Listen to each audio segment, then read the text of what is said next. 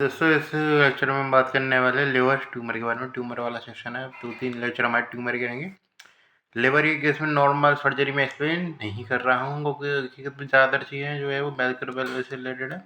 Surgical impact कुछ खास है नहीं। जैसे मैं हेमेटोलॉजी बताया था ना, जो भी हेमेटोलॉजी वाला सेक्शन था मेडिसिन का, पैथोलॉजी में एक्सप्लेन कर दिया क्योंकि मेडिसिन के नाम पर बहुत सोचा ड्रग्स ही आती हैं हकीकत में।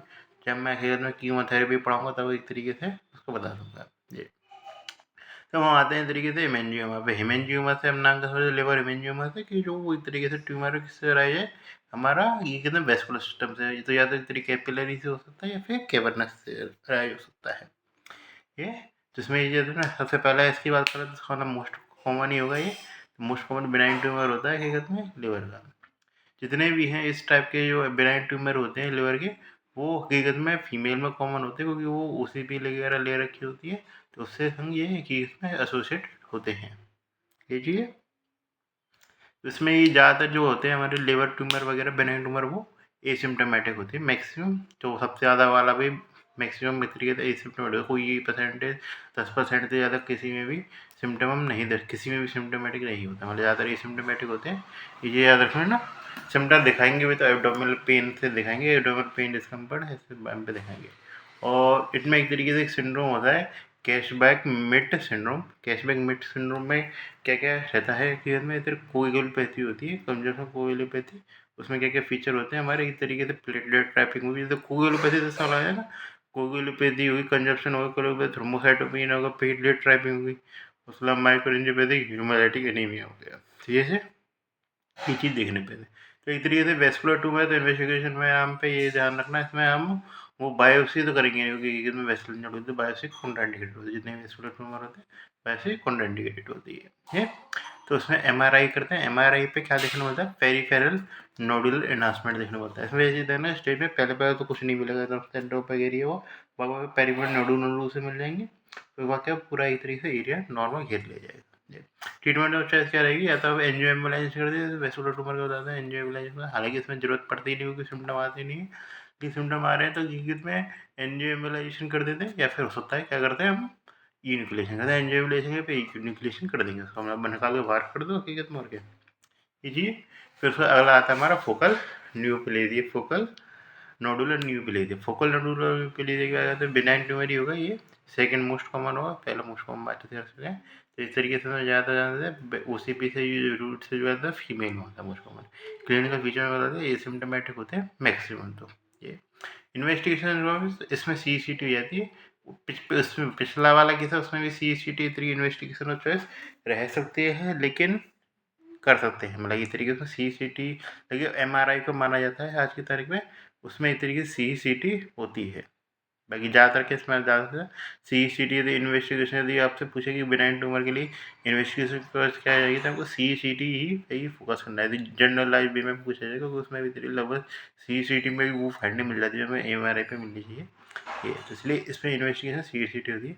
CCT में क्या देखने को, सेंट्रल स्कार देखने को मिलता है, जिसमें एक तरीके से आपको ब्रांचिंग देखने मिली बहुत सारी एक तरीके से स्पोक्स की है, ये होता है ना कॉकव्हील साइन होता है एक तरीके से, तो कॉकव्हील टाइप होता है। एंजियोग्राफी भी करेंगे तो उसमें तो ऐसे ही मिलेगा, कॉकव्हील वाला साइन होगा। एक बीच में एक तरीके से सेंट्रल वेसल होगी बहुत बड़ी, और उसके बीच में स्पोर्ट्स निकल रहे छोटे छोटे हकीकत में, जैसे कॉकव्हील साइन कहते हैं ये चीज़। फिर आता है एक तरीके से ट्रीटमेंट के नाम पे मैं बताता है एक तरीके से कुछ नहीं, ज़्यादातर ऑब्जर्वेशन करना होता है। तो सिम्टम ना के बराबर ही है, इसलिए ऑब्जर्वेशन नहीं होता है, हम इसको तो कंसिडरेशन में ही नहीं लेते। फिर आते में आता लास्ट है हेपेटिक एडेनोमा, जिसका एक तरीके सबसे ज़्यादा चांस होती है सिम्टम दिखाने की। इसमें क्या कहते थे, लो रिस्क वगैरह होती है, ये चीज़ बात है, OCPU से जुड़ा होता है, ज़्यादातर बार बार रिपीट कर चुका है इसको। इसमें जो होता है हकीकत में ये चीज़ ध्यान रखना, जो नॉर्मल जो लिवर स्ट्रक्चर जो होती है, जैसे आगे की जब बायोप्सी वगैरह ले रहे हैं, लिवर स्ट्रक्चर इंटैक्ट नहीं होती, इसमें सारी चीज लिवर इंटैक्ट रहती है, इसमें एक तरीके से लिवर स्ट्रक्चर इंटैक्ट नहीं रहती। मतलब एक तरीके से आप बायोप्सी लेंगे तो जैसे हिस्टोपैथोलॉजिकल एग्जामिनेशन का, जैसे पहले बात है पहले और शुरुआती इसमें गूगल नडोर आया उसमें हिस्टोलॉजिकल एग्जामिनेशन किया, तो कोई तरीके से हेपेटोसाइट तो मिल ही रही शीट से, जिसका को बाइल डक्ट भी मिल रही है हकीकत में, कुपर सेल भी देखने को मिल रही है। इसमें क्या होगा, नो कोई भी कुपर सेल नहीं दिखने मिल रही है, कोई भी आपको बाइल डक्ट नहीं देखने को मिल रही है। उसमें क्या हुआ, खाली शीट ऑफ हेपेटोसाइट देखने को मिली, यानी एक तरीके से नॉर्मल स्ट्रक्चर जो होता है वो डिस्टर्ब हो चुका होता है। उसमें सबसे बड़ी जो चीज़ होती है वो हकीकत में इसमें रप्चर का रिस्क होता है, बहुत ज़्यादा बढ़ जाता है, जिसके कारण क्या होता है, नॉन ट्रॉमेटिक हकीकत में क्या कहते हैं, नॉन ट्रॉमेटिक हीमोपेरिटोनियम जो भी कहा जाता है, तो उसके इसमें एक तरीके से डायग्नोसिस बना सकते हैं, नॉन ट्रॉमेटिक हीमोपेरिटोनियम हो सकता है इस केस में ये। तो जिसके कारण क्या होता है कि इसको रिसेट करना ज़्यादा ज़रूरी है, खाली बस भले सिम्टम नहीं दर्शा रहा हो तो इसे हमें रिसेट करना ज़रूरी है। तो इसलिए ट्रीटमेंट यहाँ पर कभी भी ऑब्जर्वेशन नहीं जाएगा, हमको इस तरीके से रिसेट करना पड़ेगा। इन्वेस्टिगेशन चॉइस क्या रहेगी इसके बारे, इन्वेस्टिगेशन चॉइस में आता है पेरिफेरल हाइपरवेस्कुलराइजेशन देखने को CCT में एक तरीके से CT में इन्वेस्टिगेशन चॉइस। अब आते हैं हमारे मेन टॉपिक पे। मेन टॉपिक जो रहता है हमारा हेपेटोसेलुलर कार्सिनोमा। तो इस किसी से भी कार्सिनोमा को बताने से पहले मैं बता दूँ 4-4 5-5 पॉइंट है। तो जैसे मेरी कॉपी रख लेता हूँ मैं, तो कॉपी सबसे पहले क्या पॉइंट लिखा है, जो मैं पॉइंट लिखा है ना, पहले मैं पॉइंट बताता हूँ क्या। सबसे पहले आपको पता होना चाहिए रिस्क फैक्टर, ठीक है। फिर आपको हेयर में पता होना चाहिए कि क्लिनिकल फीचर क्या क्या होते हैं। वो भी इटियोपैथोलॉजी जुड़ी हुई है कि किसी मेल में मिलेगा फीमेल में। जैसे अभी ब्राइम में था, मैं फीमेल था, उसी पे यूज़ किया था। इसमें एक तरीके से ये मेल में मिलता है, 4 to 6 ब्रैकेट में होता है। ये आप मेंशन कर सकते हैं, ये में मर्जी है, नहीं करे तो नहीं करें। ये ट्यूमर मार्कर को जरूर मेंशन करना है, क्या महत्वता है, क्या है क्या नहीं है। तो जो 3 जितने ही आते तो AFP मार्कर होता है, एक और होता है PIV के जो करा याद नहीं रहता, याद रखो। AFB जरूर याद रखना, तो उसमें याद रखना 20 से ज़्यादा हो जाए तो हकीकत में क्या होती है, वो लिवर कार्सिनोमा को दर्शाती है हकीकत में। और ये हकीकत में प्रॉपर जब भी ट्रीटमेंट चल रहा होता है तो हम कंटिन्यूसली मॉनिटरिंग के लिए करते हैं कि वो ट्रीटमेंट फ़ायदेमंद है कि नहीं। जैसे ज़्यादातर जो एटोपिक प्रेगनेंसी वगैरह में निकलता है, हकीकत में हम SCG मार्कर को लगातार यूज़ करते हैं, तो इसमें एक तरीके से AFP को लगातार यूज किया जाता है। AFP कहता है हेल्पर फेरेटोप्रोटीन, ये तो इस प्रकार इसमें यूज किया जाता है। AFP होता है, PIVK होता है हकीकत में। ये 2 मार्कर होते हैं, वो यूज किए जाते हैं। उसके अलावा हम बात करते हैं स्टेजिंग की। उसके अलावा इन्वेस्टिगेशन चॉइस की बात करेंगे। इन्वेस्टिगेशन में क्या मिलेगा, तो इन्वेस्टिगेशन में बता चुका हूँ। इसमें एक तरीके से क्या रहती है, इन्वेस्टिगेशन चॉइस रहती है ट्राइफेजिक CT, जो मैं आगे चल के और कैंसर होता है उसमें बताया था। यदि कोलिंजियोकार्सिनोमा करेंगे तो उसमें एक तरीके से MRCP, कोई एक तरीके से यदि वेसल्स से यदि रिलेटेड है आदमी तो गोल्ड स्टैंडर्ड जाएगा ERCP। और ये कहते हैं बाइल डक्ट से, तो मतलब इन्वेस्टिगेशन के नाम पे जाएगा MRCP। तो MRA करेंगे MRCP। और बाकी में ज़्यादा ये गोल्ड बेटर हुआ, सी पे गया CCT इन्वेस्टिगेशन होता है। इसमें इन्वेस्टिगेशन CCT नहीं, इनिशियल इन्वेस्टिगेशन जरूर इसी तरीके से CCT जाएगा, investigation triphasic CT। Triphasic CT का क्या मतलब है, क्योंकि जो लिवर जो होती है उसमें काफ़ी बार ये देखा गया है कि पर्टिकुलर कि जो उसमें मेटासिस अपने लेवल पे डेवलप नहीं हुआ, क्योंकि ज़्यादा मतलब बिनाइन ट्यूमर होते हैं, छोटे मोटे लेवल के होते हैं, ज़्यादा दिक्कत नहीं करते। लेकिन ज़्यादा जो मेटासिस का जो कारण देखा गया है कि वो और दूसरी ऑर्गन था मेटासिस, वहाँ से एक तरह उठ के आ गया और लिवर पे चिपक गया, वहाँ पे उसने मेटासिस कर दिया। तो ये उसको एक तरीके डिफ्रेंशिएट करने में फ़ायदेमंद रहता है। ठीक। स्टेजिंग में बात करी जाए, स्टेजिंग में होता है, स्टेजिंग में ओकुडा स्टेजिंग के तरीके से यूज़ करते हैं, और स्टेजिंग में यूज़ करते हैं ये है, और मैनेजमेंट प्रोटोकॉल। तो ये एक तरीके से आपका सिस्टम होना चाहिए जब भी आप आंसर लिख रहे हो। हालांकि ये बड़े क्वेश्चन में लगता नहीं अगर पूछा जाएगा, क्योंकि इतना बड़ा हैवी नहीं टॉपिक ही। लेकिन ठीक है, तो स्टार्ट करते हैं। सबसे पहले आते हैं रिस्क फैक्टर। तो रिस्क फैक्टर में तरीके से कैटेगराइजेशन किया था। तो रिस्क फैक्टर की कैटेगराइजेशन होती है कि सीरोसिस टाइप के रिस्क फैक्टर होते हैं। जैसे मोस्ट कॉमन आपसे देते किससे जुड़ा रहता है, hepatitis B virus, hepatitis C virus से जुड़ा रहता है। ये तरीके से ट्रेड मार्क है, क्योंकि काफ़ी बार काफ़ी काफी इसके जैसे होते हैं, मैलिग्नेंट भी होते हैं, लेकिन वो हेपेटिक HCV से जुड़े नहीं रहते। और क्या क्या सिरोसिस होते हैं, एल्कोहलिज्म होता है सिरोसिस, प्राइमरी बिलियरी स्क्लेरोसिस, कॉन्जेनाइटिस भी एक तरीके से, प्राइमरी बिलियरी सिरोसिस भी एक तरीके से कॉज हो गया। सिरोसिस इंटरपेटिक वाली डक्ट होती है तरीके से ये।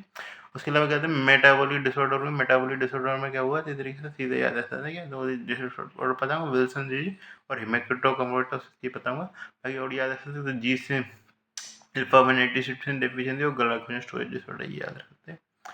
उसके अलावा एनवायरमेंटल फैक्टर में हो गए तरीके सिगरेट स्मोकिंग आदि में से। और क्या होता है तरीके से थ्रोस्ट एक्सपोजर बताया ना, थ्रोस्ट एक तरीके से बहुत बड़ा एक तरीके से रिस्क फैक्टर रहता है ये। अब आते हैं इस तरीके से मुश्किल होता है कि प्रोफाइल में कि मेल क्या कहते हैं, मेल में ज़्यादा प्रेजेंट होती है। मेल होता है हेज में जैसे 5th से 6th डेकेड के बीच में ये। और हकीकत में आते क्लिनिकल फीचर क्या क्या होता है, तो ये मोस्ट कॉमन सिम्टम जो इसमें रहेगा वो इसमें रहेगा एब्डोमिनल पे। उसके बाद क्या हो सकता है, वेट लॉस हो सकता है। और बाकी हमको साइंस के रूप में जॉन्डिस देखने को मिलता है, नॉर्मल जो चीज़ें हैं हकीकत में। इसमें जो आपको फाइंडिंग के रूप में याद रखना जरूरी है वो पैरान्यूरोप्लास्टिक सिंड्रोम याद रखना है। कोई क्लिनिकल वैसा नहीं है, ये पैरान्यूरोप्लास्टिक के रूप में ज़्यादा देखना मिलता है, जिसमें क्या होता है पैरान्यूरोप्लास्टिक सिंड्रोम में हाइपोग्लाइसीमिया देखना है, हाइपर कोलेस्ट्रोलिया, हाइपर कोलेस्ट्रोलिया मोस्ट कॉमन है, हाइपर कोलेस्ट्रोलिया, हाइपोग्लाइसीमिया, हाइपोकैल्सीमिया, एरिथ्रोसाइटोसिस और क्या होता है गायनेकोमेस्टिया। ये तरीके से देखना मिलता है। गायनेकोमेस्टिया तो ज़्यादा होता है पर्सनली में लिवर फेलियर में गायनेकोमेस्टिया जरूरी ज़्यादा होता है। हाँ सही है चीज़। फिर ट्यूमर मार्कर क्या करेंगे तेरे तो AFP में देते हैं तरीके से वो 20 नैनोग्राम ml से ज़्यादा होता है, हकीकत में 70% केस में देखने को मिलता है। और दूसरा होता है PAVE के ज़्यादा प्रोटीन इंड्यूस बाय विटामिन के एफिशिएंस। ये ठीक है, विटामिन के एक तरीके से एब्सेंट रहे लिवर डिस्फंक्शन, प्रोटीन इंड्यूस है लेबोरेटरी नाम याद रखने के लिए और तरीके से यूज नहीं इसका। ये चीज़ डायग्नोसिस कैसे बनाएंगे तो मतलब फर्स्ट इन्वेस्टिगेशन क्या रहेगी हमारी इधर CCT, तो इन्वेस्टिगेशन क्या रहेगा ट्राइफेजिक सिटी रहेगी। ट्राइफेजिक सिटी में क्या देखने को मिलता है, हमें देखने को मिलता है इस तरीके से आर्टीरियल जो हाइपरडेंस रीजन होगा और उसके बाद कहता है वीनस वॉश आउट। तो आर्टीरियल हाइपर वेस्कुलराइजेशन जो होता है हकीकत में वो पर्टिकुलर, और ये जो होते हैं दोनों एक तरीके से, जिसमें एक तरीके से हाइपरडेंस और वास्कुलराइजेशन में एक तरीके से अंतर आ जाएगा, पहले सफ़ेद सफ़ेद हो जाएगा फिर एक तरीके से काला पड़ जाएगा। ये चीज़ घटना है ना उसमें देखने में मिलेगा, उसमें जो नॉर्मल मेटास्टेसिस में पूरा एक तरीके से हर बार अपीयरेंस एक जैसी रहेगी, स्टेज के संग एक तरीके से चेंज नहीं आएगा, उसमें एक तरीके से चेंज आ जाता है। तो इस केस में ये एक तरीके से बताता है कि ये प्राइमरी उसी से ओरिजिनेट हुआ है कि कहीं और से मेटास्टेसिस होके आया है। क्या होता है ये जब फिर उसके बाद में तो क्या कहते हैं हाइपोटेंस रहेगा, फिर तरीके से हाइपरडेंस रहता है, ये कहते हैं आर्टीरियल, उसमें तो फिर क्या होता है हाइपोडेंस, जो ये नोटेस्टेस में तो हर समय हाइपोडेंस रहता है। ये हाइपरडेंस फिर हाइपोडेंस, ये घटना है किसमें देखने में मिल रही है हमको, केवल कि प्राइमरी ट्यूमर है यूरिनेट है इस तरीके उसी से मिल रही है। स्टेजिंग क्या कहते हैं तो स्टेजिंग में प्रोग्नोस्टिक इंडिकेटर होता है। इसमें आज की तारीख में अकूड़ा स्टेजिंग ही याद सकते हैं, याद रखने के नाम पे है, और याद हो सके तो कर लेना बच्चों के लिए। मैं क्या कहूँगा इसमें तो अकूड़ा स्टेजिंग के नाम पे क्या हो सकता है, हमारा बिलिरुबिन एक तरीके से कंपोनेंट होता है, एल्बुमिन कंपोनेंट होता है, ट्यूमर साइज एक तरीके का ट्यूमर साइज जरूर एक कंपोनेंट रहेगा हमेशा याद है ना, और इसमें लिवर से एसाइटिस इस तरीके से कंपोनेंट रहता है। और एक तरीके से स्टेजिंग में क्लिप स्टेजिंग होती है। क्लिप क्या होती है सीधे पोर्टल वेन होती है इस तरीके से मतलब एक तरीके से पोर्टल वेन थ्रोमा से, चल सी से लगा लें, सी से स्टार्ट करता है, सी से जो होता है इस तरीके से ट्यूमर साइज हो गया इस तरीके से, और एक अंदर पोर्टल वेन थ्रोम्बोसिस होगा, AFP हो गया इस तरीके से लेवल।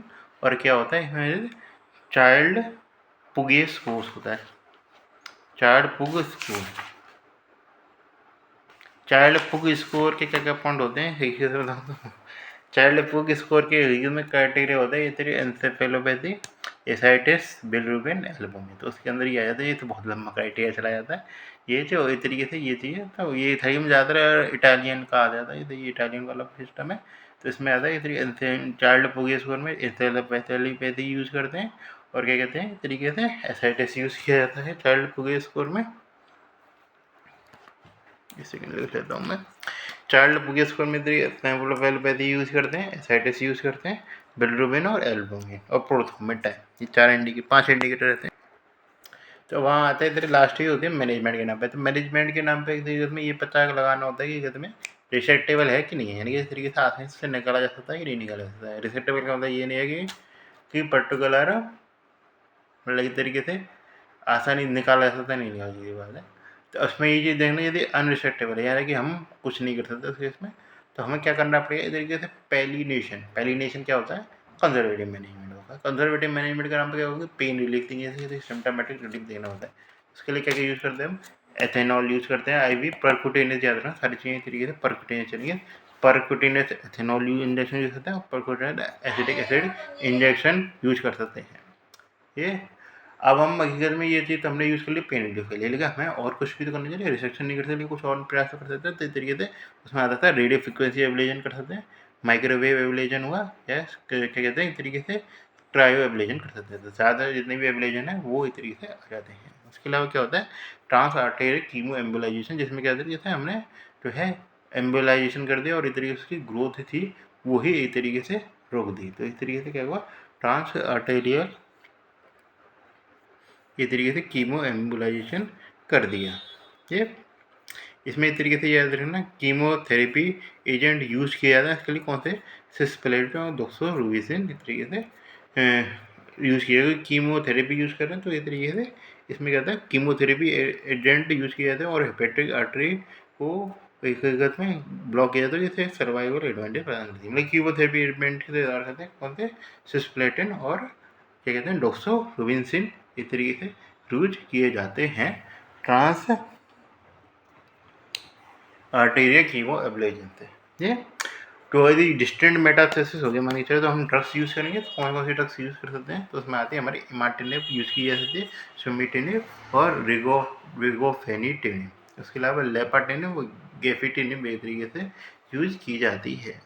ये एक तरीके से दोनों दूसरे एक वेरिएंट आता है जिसमें आता है हमारा फाइब्रोलेमिनर वेरिएंट। फाइब्रोलेमिनर वेरिएंट क्या होता है, इस तरीके से इसमें इस तरीके से फीमेल में ज़्यादा रहता है मेल की तुलना में। ये तो ये वेल कंप्रेंस रहता है हीट में। इसमें ये चीज़ याद रखना आपको कि में कोई भी SCV HPV हेरोसिस इस तरीके से कोई भी तरीके से इन्फेक्शन जुड़ा नहीं मिलेगा, कोई गुड प्रोग्नोसिस आसानी से इस तरीके से सेट हो जाता है। इसमें एक तरीके से AFP मार्कर भी उठा हुआ नहीं मिलेगा, इसमें जो मिलेगा आपको आएगा न्यूरोस्टेटिन और B12 देखने पड़ा हुआ देखने को मिलेगा। फाइब्रो वेस्कुलर वेरिएंट इसमें क्या होता है, खाली बस कुछ उठा हुआ मिलता है, न्यूरोटेनिन और B12 बाइंडिंग प्रोटीन होते हैं, वो बढ़े हुए देखने को मिलते हैं। ये किसमें क्या देखने को मिलेगा, इन्वेस्टिगेशन होगा CCD है, सेंट्रल सैटेलाइट स्कारा इस तरीके से जो था ना, इस तरीके से फाइब्रो नोडुलर हाइपरप्लेजिया था ना, इस तरीके से वो उसमें ये चीज़ देखना था। फिर आते हैं हमारे हेपेटोब्लास्ट में चिल्ड्रस का होता है, उसका मन चिल्वेलिनेसी होती है लिवर के केस में देखें तो इसमें इस तरीके किसके साथ जुड़ा रहता है, तो फैमिली एडेनोइड पॉलीपोसिस और बैकबिट विडमा सिंड्रोम के साथ बता दें सारे के तरीकों से। इसमें ये चीज़ आ जाएगा AFP इसमें तरीके से एलिवेटेड मिलेगा। इन्वेस्टिगेशन चॉइस के नाम पे इसमें CCD नहीं जाएगी, इसमें इन्वेस्टिगेशन एग्जाम में जाएगी बायोप्सी। यदि रेडियोलॉजिकल पूछे तो इसे CCD जाएगी। ज़्यादातर इसी तरीके से 18-20 के मंथ के अंदर अंदर देखने को मिल जाता है। ये इसमें क्या इस तरीके से ट्रीटमेंट क्या रहेगा, तो रिसेक्शन कर दें, लेकिन यदि मेटास्टेटिक होगा तो में क्या देगा, कीमोथेरेपी और रेडियोथेरेपी देखने मिलती है। कीमोथेरेपी के नाम पे क्या देते हैं, विनक्रिस्टिन सिस्प्लाटिन 5-फ्लोरोइसिकल दिया जाता है। तो इस प्रकार हमारा तरीके से लिवर ट्यूमर है वो खत्म हो गया, फटाफट और ट्यूमर्स को भी खत्म करेंगे।